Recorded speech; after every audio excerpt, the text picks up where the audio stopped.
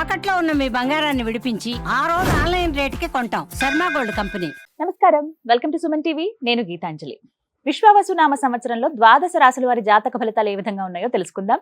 వివరించేందుకు ప్రస్తుతం మనతో పాటు ఉన్నారు శ్రీచక్రపీఠం వ్యవస్థాపకులు, ప్రముఖ జ్యోతిష్య పండితులు బ్రహ్మశ్రీ ప్రదీప్ జోషి గురువు గారు. వారితో మాట్లాడదాం. గురుగారు నమస్కారం అండి. శ్రీ గురుభ్యో నమః. శ్రీమాత్రే నమః.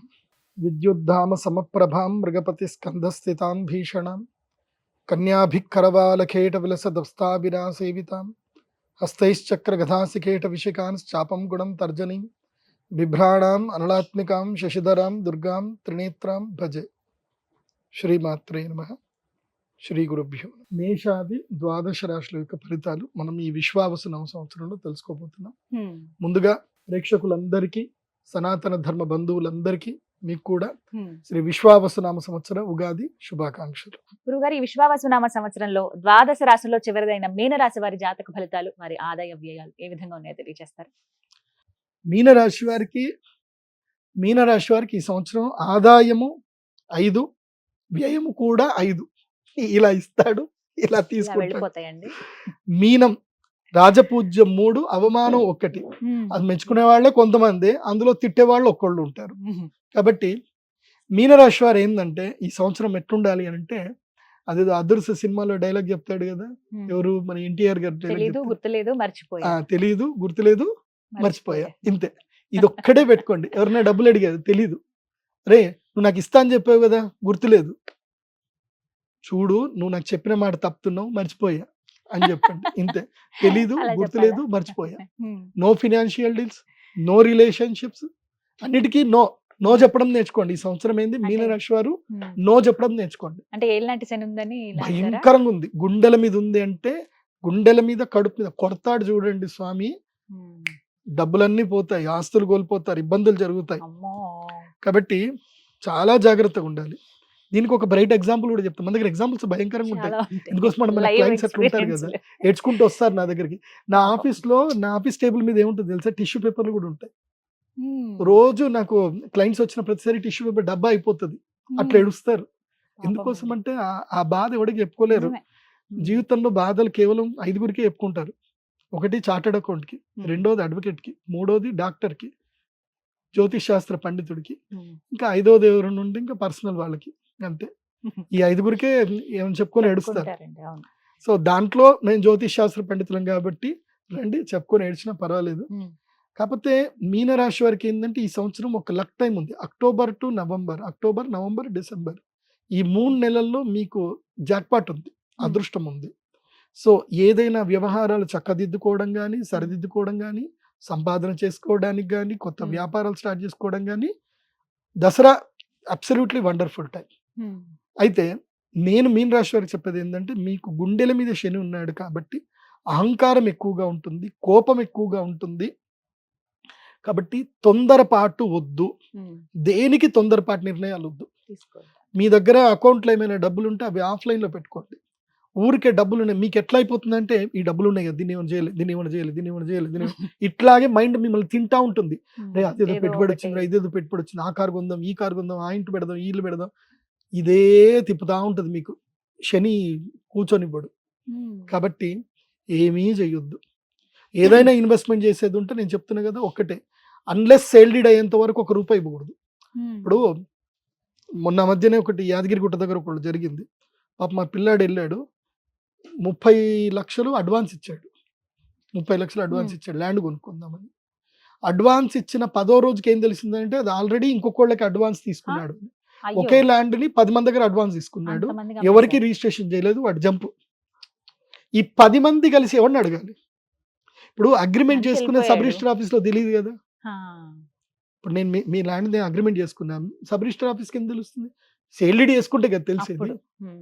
సో వాడు 10 మంది దగ్గర అడ్వాన్స్ తీసుకొని 30 లక్షల చొప్పున 3 కోట్లు తీసుకొని వాడు జంప్ వెళ్ళిపోయాడు. ఇప్పుడు ఈ 30 మంది ఈ 10 మంది కొట్లాడుకుంటున్నారు, ఈ ల్యాండ్ నాది, ఈ ల్యాండ్ నాది అని. ఏం చేస్తారు చెప్పండి? సొల్యూషన్ ఎక్కడ వస్తుంది? కోర్టుకి వెళ్తే సొల్యూషన్ వస్తుందా? రాదు. నేను అదే చెప్తున్నా, మీన రాశి కానీ ఎవరికైనా ఇంతేనండి. ఇప్పుడు ఎట్లా అయిపోయింది అని అంటే, క్రైమ్ భయంకరంగా పెరిగిపోయింది. ఏ విధంగా ఎలా మోసాలు చేస్తున్నారో కూడా తెలియట్లేదు. అసలు అది మ్యానిపులేటెడ్ అంటే ప్లాన్డ్ క్రైమ్ అన్నమాట అన్ని కూడా ప్లాన్డ్. ఇంకోటి ఏం జరిగింది, రోడ్డు పక్కన ల్యాండ్ చూపించాడు. సబ్ రిజిస్టర్ ఆఫీస్ లో ఈ రోడ్డు పక్కన ల్యాండ్ అండి, అక్కడైతే 10 కోట్లు, ఇక్కడైతే 5 కోట్లు, సేమ్ ల్యాండ్. మేము తక్కువ రేట్ సగం రేట్కి అమ్ముతున్నాము, తీసుకోండి కావాలంటే అడ్వాన్స్ ఇవ్వండి. ల్యాండ్ అంతా చూపించాడు, రోడ్డు పక్కన ల్యాండ్ అన్నాడు. రిజిస్ట్రేషన్ అయిపోయింది. ఏంటి రిజిస్ట్రేషన్ అయిపోయింది, డబ్బులు ముట్టాయి. వీళ్ళు ఆ ల్యాండ్ లోకి వెళ్ళి బోర్డు పెట్టుకున్నారు, కంచేయడం స్టార్ట్ చేశారు. సడన్ గా ఒక 4 కార్లు వేసుకొని వచ్చారు. ఎవడరా ఈడు మా ల్యాండ్ లో కంచేస్తున్నారంటే, మాకు రిజిస్ట్రేషన్ అయిపోయింది, ఇదిగో చూడండి ఇది ఉంది అని అంటే, అరే ఈ ల్యాండ్ కాగితాలు ఇవిరా, సర్వే నెంబర్ ఇదిరా, నీకు ఈ ల్యాండ్ చూపించి వేరే ల్యాండ్ అమ్మాడు, ఈ ల్యాండ్ ఇక్కడ కాదు, ఆడుంది పోయి చూసుకో అని చెప్పేసారంటే, పాపం వాడు ఎంఆర్ఓ దగ్గరికి వెళ్ళి సర్వే చేయించుకోలేదు. పోయి అది ఎక్కడో ఊరవతలో గుట్ట ల్యాండ్, అది 5 కోట్లకి, అది కనీసం 10 లక్షలు కూడా వాల్యూ చేయదు, 5 కోట్లకి.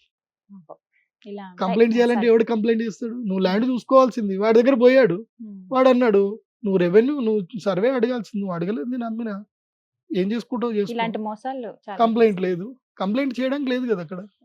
అయిపోయి. సో నేను చెప్పేది ఏంటంటే, మీనరాశి వారు ఎవరైనా సరే మోసపోయే అవకాశాలు ఎక్కువగా ఉంటాయి కాబట్టి, మీనరాశి వారు ఏది చేసినా అన్లెస్ సేల్ డీడ్ కరెక్ట్ గా జియో ట్యాగ్ తోటి లేనంత సేపు మీరు అది కొనకండి, అట్లాంటివి చేసుకోకండి, డబ్బులు పోగొట్టుకుంటారు. మొన్న ఈ మధ్యన ఒక సూపర్ మార్కెట్ సంబంధించిన ఒక వ్యక్తి కూడా ఇట్లాగే డబ్బులు పోగొట్టుకున్నాడు. ఆయనకి ఏదో రాజ్యసభ సీట్ ఇస్తారని చెప్పి ఆయన దగ్గర 3 కోట్లు లాగారు. రాజ్యసభ సీట్ లేదు, మన లేదు, కనీసం ఒక కుర్చీ కూడా కొనియలేవాడు. రాజ్యసభ సీట్ తర్వాత 3 కోట్లు తీసుకున్నాడు. సో ఇలాంటివి చాలా మోసాలు జరుగుతున్నాయి. అందులో మోసపోయే వాళ్ళు ఈ సంవత్సరం ఎవరు అంటే, అందరూ మోసపోవచ్చు, అందులోపల ఎక్కువగా మోసాన్ని అట్రాక్ట్ అయ్యే వాళ్ళు ఎవరు అంటే, మీనరాశి, కుంభరాశి, మేషరాశి, కర్కాటక రాశి, వృశ్చిక రాశి, అదేవిధంగా కుంభరాశి, మకర రాశి, వీళ్ళందరూ కూడా మోసానికి అట్రాక్ట్ అయ్యే అవకాశాలు ఉంటాయి. కాబట్టి ఎంత జాగ్రత్తగా ఉంటే అంత మంచిది. కాబట్టి నిమ్మకు నీరెత్తినట్టు ఉండండి. ముఖ్యంగా శివక్షేత్ర దర్శనాలు ఎక్కువగా చేసుకోండి. ఉజ్జయిని మహాకాళేశ్వర దగ్గరికి వెళ్ళండి. ఉజ్జయిని మహాకాళేశ్వర దగ్గరికి వెళ్తే తప్ప ఈ బాధలు మీకు దూరం అవ్వవు. ఎవరు? మీనరాశి. ఉజ్జయిని మహాకాళేశ్వరుడి దర్శనం చేసుకోండి. అక్కడి నుంచి ద్వారకాధీశ దర్శనం చేసుకోండి. అక్కడి నుంచి బద్రి కేదార్నాథ్ వెళ్ళండి. చిట్ట చివరన కలియుగ ప్రత్యక్ష దైవం వెంకటేశ్వర స్వామి వారి దర్శనం చేసుకోండి. ఎలాంటి నష్టాలు రాకుండా స్వామి మనం కాపాడొచ్చు. వీళ్ళకైతే నేను అక్షయ తృతీయకి రావద్దనే చెప్తా. ఎందుకండి? వచ్చిన ఫలితం పెద్దగా ఉండదు. వస్తే భక్తితో రండి. ఎందుకోసం అంటే, ఇప్పుడు ఏలినాటి శని ఇక్కడికి అనాహతం వైపు నుంచి దిగుతాడు కదా, కోపం ఎక్కువ ఉంటుంది. వీళ్ళు కూడా నాతో కూడా కొట్లాట పెట్టుకుంటారు.